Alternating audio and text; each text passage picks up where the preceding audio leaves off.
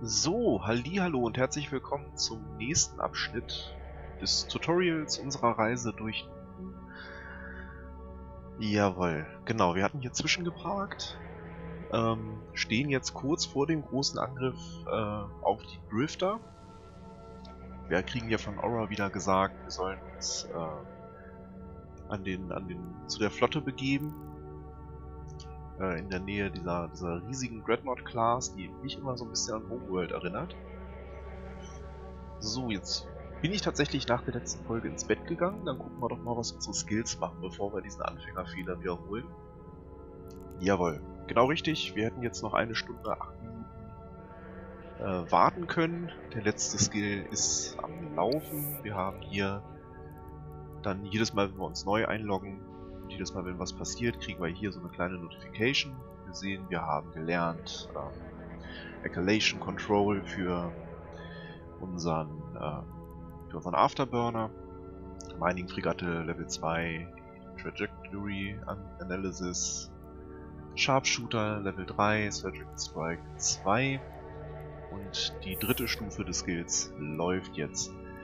Wir sehen hier neben denen, die wir schon können, das ist angezeigt hier, das ist auf Stufe 1, 2, 3, 4, 5 gibt es immer, das dauert dann immer länger. Gibt es auch so ausgegraute, dafür brauchen wir, wie uns hier unten in blau gesagt wird, Skillbücher. Die sind dann auch unterschiedlich teuer und mit Hilfe dieser Bücher schalten wir dann quasi die Fähigkeit frei, diese Skills dann zu lernen. Und auch da gibt es dann natürlich eine ganze Menge. Da können wir uns eine ganze Menge angucken. Aber da werden wir bestimmt auch noch gleich im Tutorial. Ich erzähle jetzt immer so viel und 10 Minuten nachdem ich irgendwas erzählt oder erklärt habe, müssen wir das im Tutorial nochmal durchkauen. Deswegen würde ich sagen, wir packen uns nochmal ein Skill zur Sicherheit rein. Warp Drive hatte ich ja gesagt, das ist jetzt noch relevant. Machen wir nochmal High Speed Maneuvering, dann haben wir 3 Stunden nochmal dazu. Und das ausweichende Manövern. Und dann sind wir die nächsten 5 Stunden erstmal safe, die nächsten 5,5 Stunden. Und dann würde ich sagen, setzen wir diesen Story-Faden fort, der uns mit allem so ein bisschen vertraut macht. Wir docken ab.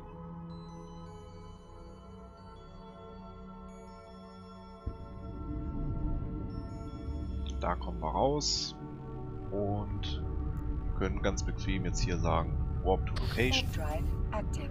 Recruit. I don't know how you're doing this again and again, but you've really got something now. Das haben wir ja schon jetzt in der letzten Folge gehört, wie uns da der Bauch gepinselt wurde. Das brauchen wir uns jetzt nicht nochmal anhören.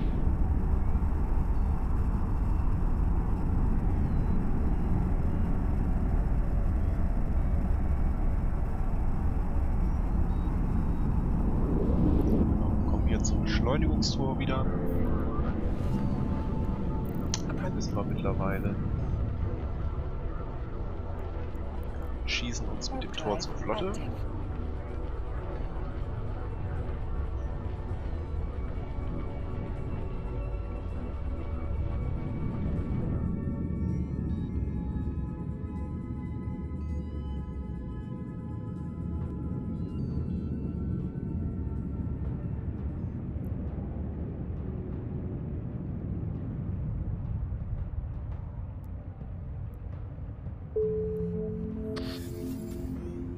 Behold! Genau, die sind super. So, der Forward-Punkt. Ach, dafür brauchen wir vielleicht Aura jetzt mal, damit wir gucken. When you are ready, Genau, fly to hier the ist so eine forward kleine point Waage. next to the Dreadnought class vessel. Und die steuern wir jetzt an. Das ist 50 Kilometer entfernt. Da empfiehlt es sich dann auch wieder den Afterburner zu aktivieren, damit wir ein bisschen fixer unterwegs sind. Ich hoffe auch, dass wir bald das Tutorial verlassen können. Das ist zwar irgendwie auch interessant mit der Geschichte und auch interessant für uns nochmal so rangeführt zu werden, was jetzt Sache ist und wie was funktioniert. Aber das Spiel entwickelt halt wirklich diesen Reiz, diese Vielseitigkeit erst wirklich, wenn sich das öffnet. Wenn man dann tatsächlich die Freiheit hat, alles zu tun, alles zu machen, alles zu lassen Wir hätten natürlich auch die Freiheit, das Tutorial jetzt abzubrechen. Aber da bin ich auch neugierig, wie das jetzt weitergeht. Das möchte ich auch gerne schon nochmal gesehen haben.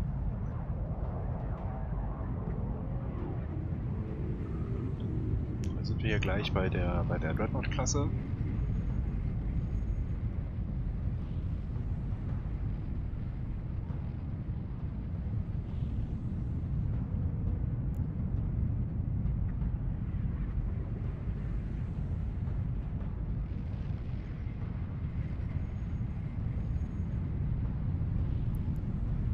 Deaktivieren wir, das läuft jetzt so lange weiter, bis der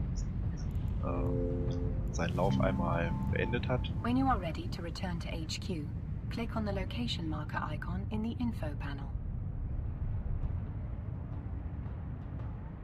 Ach, genau, wir bekommen ja noch was. Hätte ich das gewusst. So, wieder Set Destination. Now turn your autopilot. Nee, das machen wir jetzt mal nicht. In der Hoffnung, dass das jetzt nicht tatsächlich von uns verlangt wird, dass wir jetzt wieder mit dem Autopilot fliegen, weil wie gesagt, das ist ziemlich ungenau. Wir bekommen noch was von unserer Verbindungsfrau bei den Minmatar. Die hat was im HQ für uns hinterlegt. Wir sehen auch, wenn wir jetzt hier die Destination gelockt haben, das Gelbe zeigt uns an, da müssen wir durch. Und ich würde sagen, wir springen direkt 1,5 Lichtjahre weg, zurück nach Amelt.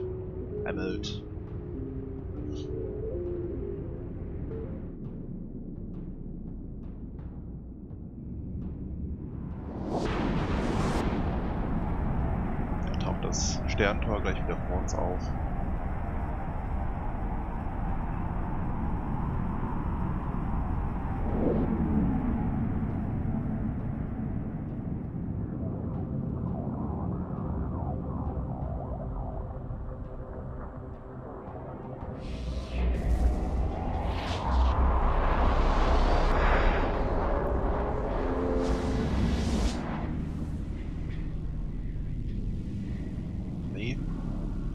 Auch da aktivieren wir, auch wenn es explizit da steht, den Autopiloten nicht, sondern wir gehen direkt aufs Dock.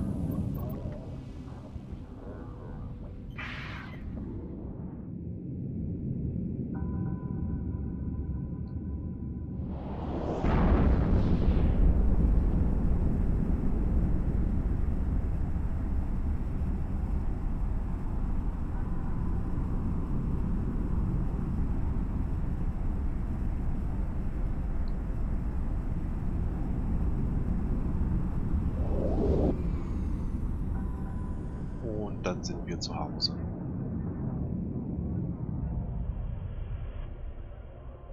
Docking permission requested. Docking request accepted. Recruit, I have very high standards for my trainees, and you have repeatedly exceeded them. As a result, I've decided to greenlight you for participation in the counter-strike against the Drifters. Operation Vengeful Blade. Consider this your final test before reaching Naval Capsuleer status. Now, I hope you don't think I'm going to let you go to battle in that little Reaper-class corvette you've been flying around all day. No, Recruit.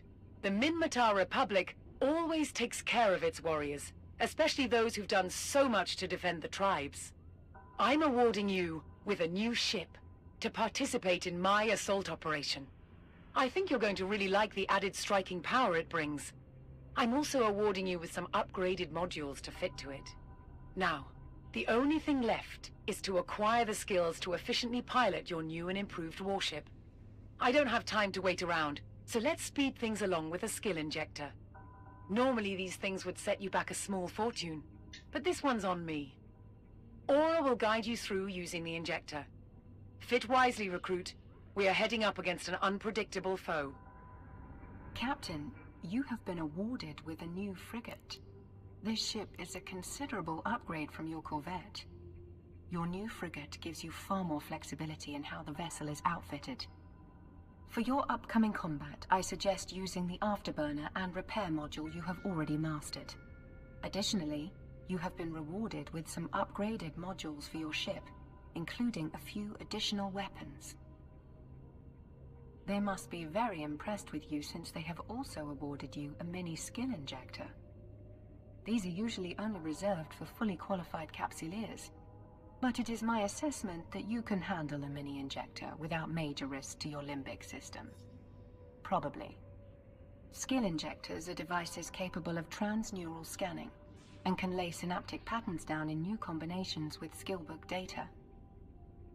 What this means is that if you like learning fast, these are for you. Now, let's go through how we can optimally set up your ship for the combat ahead.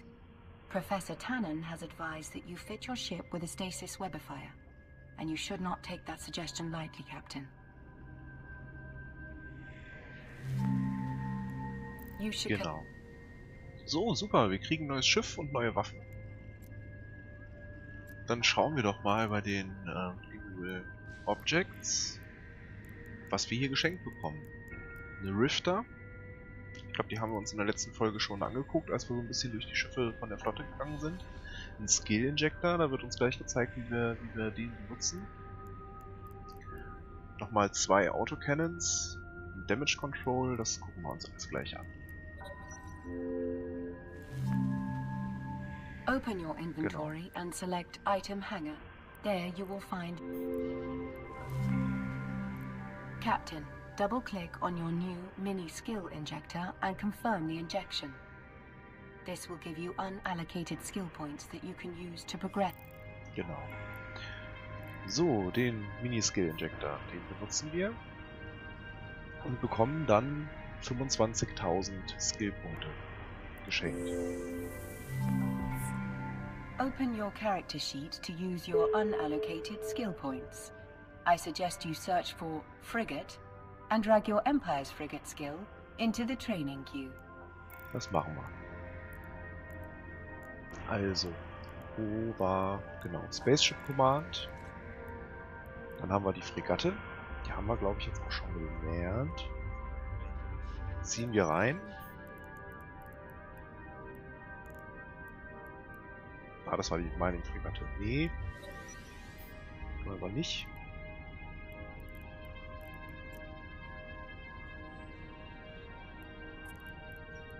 Nehmen wir wieder weg. Nehmen wir die Fregatte. Können wir auch mal nach oben ziehen. Wir sehen jetzt, wir bräuchten eigentlich 7 Stunden 19 Minuten, bis der Skill fertig ist. Wir haben jetzt aber durch diesen Skill Injector die 25.000 Punkte, die noch nicht vergeben sind. Und da können wir jetzt einfach sagen, Fregatte, die fügen wir hier dazu.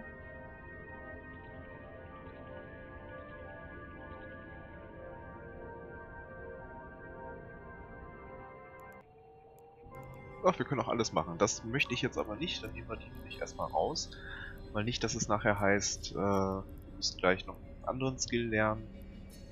Und dann verpulvern wir unsere ganzen zusätzlichen Skillpunkte und müssen dann warten, bis wir die gelernt haben. Genau, das wollen wir machen. Skill training completed. Captain, it's time to use your new ship.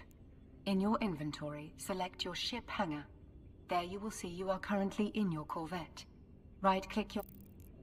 Im Schiffhangar, wir sind gerade in der Reaper, dem Anfängerschiff. Da können wir mit der rechten Maustaste sagen, das möchten wir verlassen. Jetzt sind wir in der Kapsel. You should now right-click your new frigate. Das machen wir auch sofort. Die Kapsel, wenn wir abgeschossen werden im Schiff, dann ist das im Grunde genommen schon schlimm genug, weil wir alle Module, Waffensysteme und das Schiff verlieren. Die kosten ja im Normalfall Geld. Wir kriegen leider später nichts mehr hinterhergeworfen und geschenkt. Ist nicht nur schlimm genug, dass das dann verloren ist, aber wir leben im Grunde genommen noch. Wir werden mit der Kapsel nach draußen gesetzt, die verträgt so gut wie nichts. Und wir haben noch die Chance mit der Kapsel, die aber ziemlich schnell und wendig ist, noch wegzukommen. Und dann quasi, ich habe es glaube ich schon erklärt, mit den Implantaten, die man später drin hat, die helfen bei verschiedenen Skills, da kommen wir bestimmt noch zu. Wenigstens die zu retten und dann nicht schon wieder als komplett neuer Klon, ohne Implantate, ohne alles drum und dran, wieder aufzuwachen. Also das ist die Kapsel. Das ist auch nicht zu verachten. Jetzt sollen wir hier die Rifter, die wir geschenkt bekommen haben, hinzufügen. Das haben wir gemacht. Right-click your new ship and select Make Active. You have now boarded your new ship. Genau. So. Right-click your old Corvette. Das machen wir auch. Jetzt sehen wir haben hier ein neues Schiff bekommen. Das ist die neue Rifter, die Fregatte. Gehen wir wieder ins Menü. Wir sollen jetzt die Reaper einpacken. Das machen wir. Und wenn wir sie einpacken, dann kommen die Module, die wir hier drin hatten. Das machen wir. Das stacken wir noch. Wir haben immer noch den Wissenschaftler und immer noch die Überlebenden jetzt in unserem Item-Hangar rumlungern. Und die unbekannte Sequenz. Vielleicht brauchen wir die noch. Gut, gehen wir ins Fitting-Menü. Hier haben wir unser neues Schiff. Das ist aber noch komplett nackt. Da können wir jetzt verschiedene Sachen reinbauen. Was ja wichtig ist, was die Wissenschaftlerin auch gesagt hat, ist das Webifier. Das verlangsamt das gegnerische Schiff, wenn man innerhalb von 10 Kilometern ist, um 35%. Den Afterburner, den wollen wir auf jeden Fall dabei haben. Und dann haben wir schon Platz für ein bisschen mehr Waffen. Da bauen wir jetzt die zweite Autocannon auch noch dran. Den Data Analyzer, wenn wir dafür noch Platz haben, nehmen wir mit. Was wir hier auch sehen ist, wir haben hier den Capacitator, also unsere Energie. Und die läuft, wenn, das hier oben sagt an, wenn alles gerade angeschmissen ist und alles zusammen läuft, läuft es trotzdem stabil. Wenn man jetzt noch ein bisschen mehr dran packt, wir nehmen nochmal den Damage Control, obwohl die passiv ist, die macht daran nichts. Aber den Repairer können wir uns angucken. Hier oben. The fleet is at the gate, recruit. You understand what's at stake. The Hive must be destroyed to remove this threat. With the drifters pushed back, the 7 tribes of the Minmatar Republic can secure our homes and trading caravans, continue to rebuild the economy, and re-establish our defensive cordon against the Amar Empire. We are hoping that we will learn more about the drifters from this attack. It's imperative to find out why they have been attacking us and removing the survivors. We've lost too many brothers and sisters to this invasion. Genau. Da hören wir jetzt auch von dem Konflikt mit den Amar. Die Drifters, oder das Drifter-Hive, was hier im Minmatar Space ist, soll jetzt angegriffen und zerstört werden. Die entführen auch unsere Brüder und Schwestern. Wie gesagt, das ist ja eine Stammeskultur hier. Und vernichten immer wieder Karawanen, also Versorgungswege. Und wir haben jetzt quasi die Chance, das durch diesen Angriff zu stoppen. Jetzt packe ich das doch nochmal rein. Löse es wieder aus. Nein, sehr gut. Wir vergessen natürlich auch nicht die Gatling Gun. Den Laser können wir da auch mal noch anbauen. Nein, okay, das braucht einen aktiven Turret-Slot. Da könnten wir jetzt was anbauen wie... Gut, nein, ich erkläre es nicht, weil dann müssen wir das dann nochmal durchkauen. Aber es gibt dann Module, die man zusätzlich noch dran bauen kann, die jetzt auch aktiviert werden können. Das ist ein bisschen schwierig, jetzt soll ich es doch erklären? Nee. Es gibt Module, die kann man da noch anbauen, die halt keinen Turret-Slot brauchen. Also das ist kein verschenkter Raum. Jetzt müssen wir alles drin haben. So, die Skillpunkte, das was wir gemacht haben. Jetzt habe ich natürlich wieder hier... Herrgott. Machen wir doch nochmal die Mining-Fregatte doch rein. Fregatte.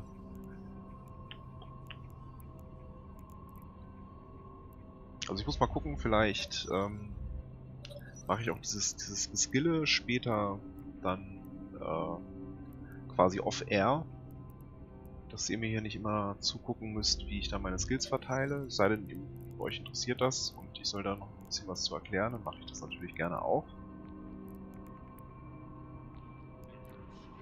Trade ist auch interessant, weil ich habe ja erklärt, als wir im Markt waren, dass man Waren hinterlegen kann, beziehungsweise auch Angebote oder Nachfragen.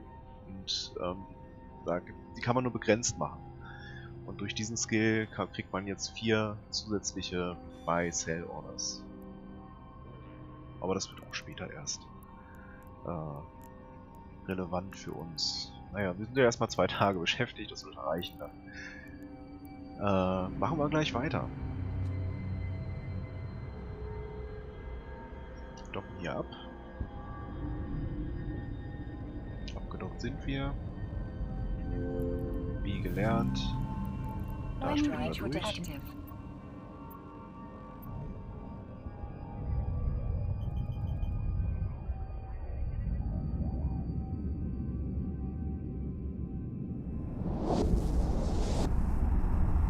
Was wir auch gerade gesehen haben, natürlich, wir brauchen, habe ich aber glaube ich auch schon erklärt, dann die Skills, später halt auch Skills-Bücher, um verschiedene Schiffe zu fliegen. Also jetzt können wir die Rifter fliegen, es gibt Schiffe, da braucht man dann einen höheren Wert, den Fregatten und so weiter und so fort. Die haben dann auch so Queranforderungen.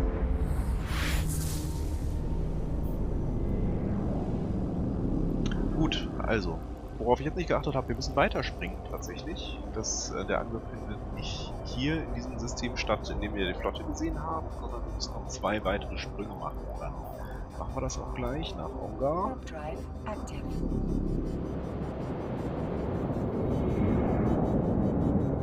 Haben wir doch noch ein bisschen Reisezeit. Also die Schiffe haben dann so noch so Queranforderungen, dass man dann vielleicht bei einem Tarnschiff auch Tarnsysteme ein gewisses Level haben muss. Das Tor sieht auch schon wieder anders aus. Funktionieren aber im Grunde genommen alles gleich. Wir werden jetzt das System transportieren. Schupp. Nach gegen. Und wir sehen hier, das ist auch unser Ziel. Da können wir uns dann der Flotte anschließen.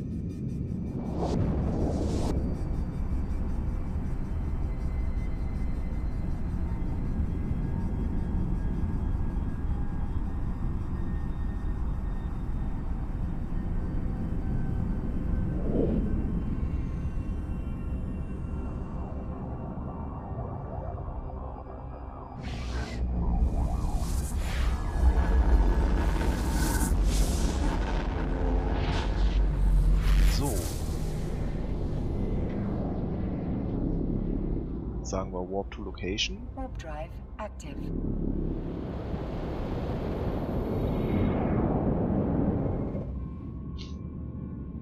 Was mich an dem Tutorial so ein bisschen stört, ist diese Bauchpinselei. Und ich frage mich da auch in anderen Spielen, wo man dann immer das Gefühl hat, man ist so ein übermächtiger Superheld. Ob das heutzutage einfach sein muss oder nicht. Ich fand es eigentlich immer schöner.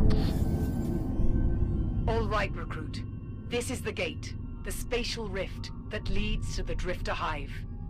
Our fleet just jumped in minutes ago, so expect some friendly company. You're going to need it. Gut. When you're ready, you should approach the spatial rift. Hier haben wir jetzt mal ein anderes Tor. Das wird von den Driftern benutzt. Gut. Worauf wollte ich jetzt hinaus? Jetzt hat sie mich natürlich unterbrochen. Ich fand es eigentlich in der Ursprungsversion schöner, oder wenn man halt auch das Gefühl hat, man ist nur einer von allen. Man hat keine herausstechende Rolle und man wurde am Anfang quasi reingeworfen. Du hattest schon deine Mission, hast dann ein bisschen im Tutorial-Stil gelernt, was man alles machen konnte, optional. Aura hat einem ein bisschen geholfen und dann wurdest du rausgeschmissen und da wurde nach der Schule quasi gesagt, so und jetzt, du hast das Handwerkzeug an die Hand gekriegt, jetzt mach was draus.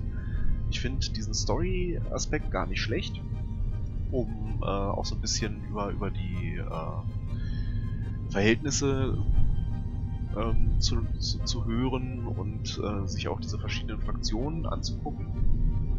Aber ich frage mich so ein bisschen, ob das sein muss, dass das immer wieder gesagt wird, so hier, du bist die einzige Hoffnung und dass halt unser Bauch so dermaßen gefüllt wird. Das gut, ist wahrscheinlich Geschmackssache. Wir aktivieren jetzt mal das Tor und dann schließen wir uns der Flotte an. Es ist ein bisschen weg. Wir nehmen dazu den Afterburner. Wir sind jetzt mit diesem Schiff auch ein bisschen schneller, sowohl sehen wir hier unten in der Grundgeschwindigkeit als auch im Zusammenhang mit dem Afterburner.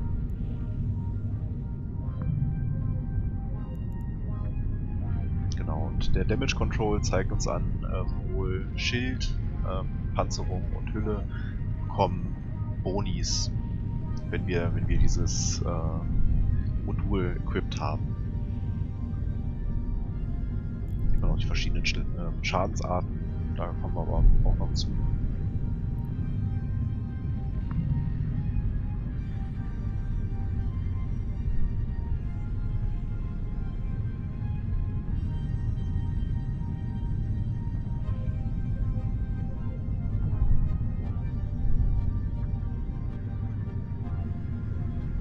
Ja, ganz schön groß.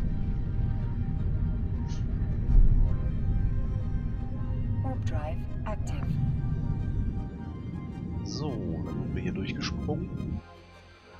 Und hier findet die Schlacht schon statt. Alles klar.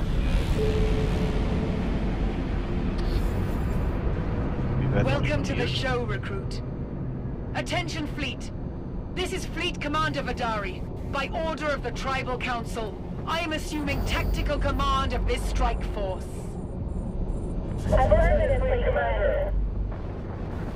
Listen up, Capsuleers. Here's the situation. The Drifter fleet is counterattacking from positions around the periphery. If you missed the massive, spiked, round-looking thing, let me be the first to introduce you to the Hive. That thing is pouring out Drifter Seekers, like the first spring floods back on the plains of Minmatar. I don't think we can stop it until we break through those perimeter defenses. Recruit, what are you waiting for? You know the drill. Approach, lock, orbit, destroy. Start handling those Seekers. At this point, I need you to... So the plan is this. We will take out their fleet to clear a path to the Hive. Battleship wings, you will be the avenging blade that cleaves their ranks asunder. Cruisers, support the flanks of those battleships and be ready to provide webbing support. Frigates, I need your dogfighting skills. You guys have to keep any Seekers or drones off the backs of the cruisers and battleships. Every shot counts, and I need all my ships in the fight for as long as possible. Follow the lead of your commanders and maintain fire discipline. Affirmative, Fleet Commander. What in the hells is this place? They seem to be assembling some horrific machines, using our people as parts? I thought I'd seen everything, but this is abominable. Not even an Amar slave bit comes close to this. Fleet Commander, we are intercepting transmissions from the Hive to the fleet. Recruit, come in. The Sisters of Eve Research Outpost was developing sophisticated FTL communications technology, and around the time the facility went dark, we lost communications with the RFS Fate Weaver. I should have seen this coming. This is what they were doing at that outpost. Fleet Commander, are you seeing this? Isn't this the RFS Fate Weaver that just entered the site?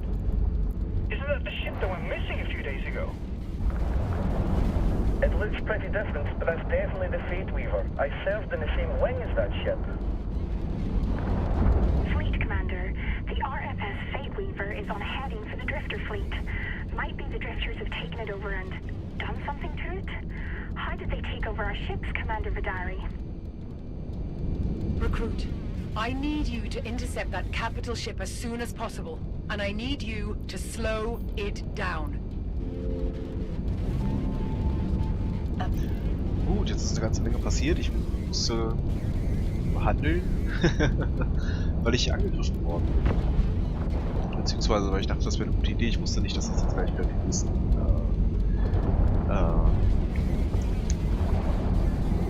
Redepart auslöst. Gut, also das ist das Hive. Das ist Drifter Hive. Und die haben hier scheinbar eine Maschine gebaut, die funktioniert über einen geführten Stammesgenossen. Und jetzt ist hier ein Schiff aufgetaucht, was verschwunden war, was wohl den Minmatars gehörte vorher.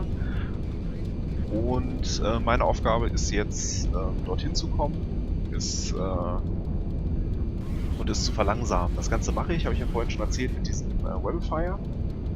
Dafür muss ich aber erstmal an das Schiff rankommen. Das geht ja nur innerhalb von 10 Kilometern im Umkreis. So, also setzen wir hier unseren Weg fort. Der Afterburner ist aktiviert. Wir sehen schon, das ist kein kleines Schiff. Wir sehen schon sehr, sehr deutlich. Das ist allerdings immer noch 50 Kilometer entfernt.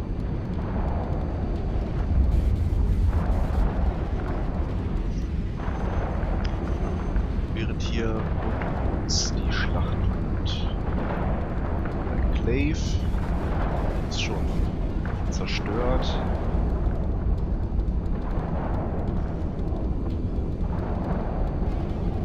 Und später wenn wir angegriffen. Aufschalten können wir schon mal. Ah, jetzt macht es was. Use your stasis webifier to slow the ship down and then activate your primary weapons. Das machen wir. Später stolpert man dort drüber. Sieht man Landmarks oder man kann Sonden, Anomalien finden. Wenn man dorthin fliegt, dann kann es sein, dass man über so ein Objekt auch stolpert. Reinforcements are on their way, Captain. Keep your web on it and keep firing. We need to destroy that ship. Was haben wir gemacht? Wir haben das Modul aktiviert. Hier können wir sehen, es ist aktiv. Verringert jetzt die Geschwindigkeit des Schiffes. Und wir orbiten, wie wir es gelernt haben, in 1 Meter Entfernung und haben das Feuer eröffnet.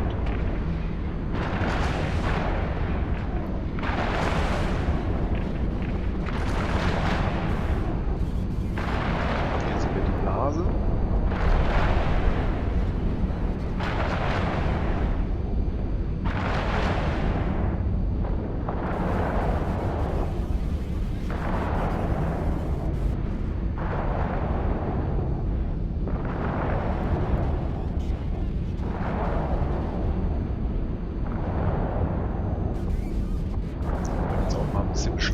Was die Chance verringert, richtig getroffen zu werden gegen ein Schiff.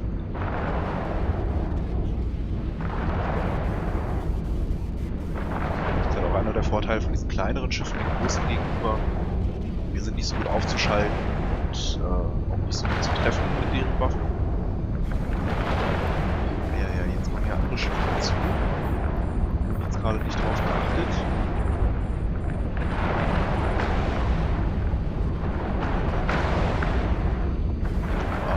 Sollten das Missionsschiff vorher schon runterkriegen, können uns dann um die anderen Schiffe kümmern. Fantastic job, Squad. Recruit, get back here and start lighting up the Hive. We cannot allow it to continue to deploy these Seekers any longer. Fleet, we've breached their defensive perimeter. Scanning the Hive now. Pilots, once we have this data, we're burning it down. All forces find a clear shot on the Hive. Locate the Hive on your overview and approach it. It's time to rejoin the fleet. Don't forget to use your afterburner and stop your ship when you reach the Hive.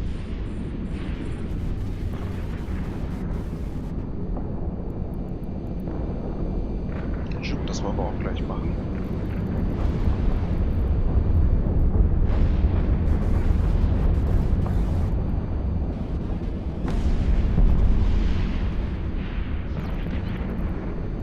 Jetzt nur, wo haben wir denn? Hive.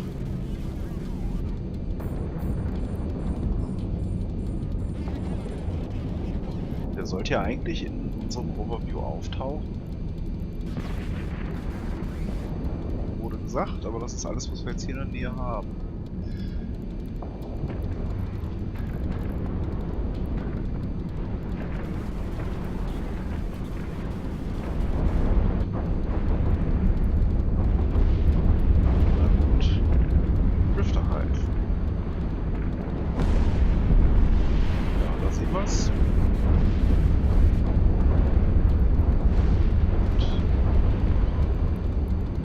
Uns jetzt mal hier aus dem Kampf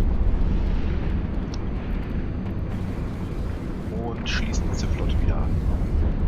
Den Hier in grün sehen wir übrigens immer die Mounties, die wir bekommen, die Luftgeld. Zerstörte Gegner. So, jetzt haben wir auch hier aufgeräumt.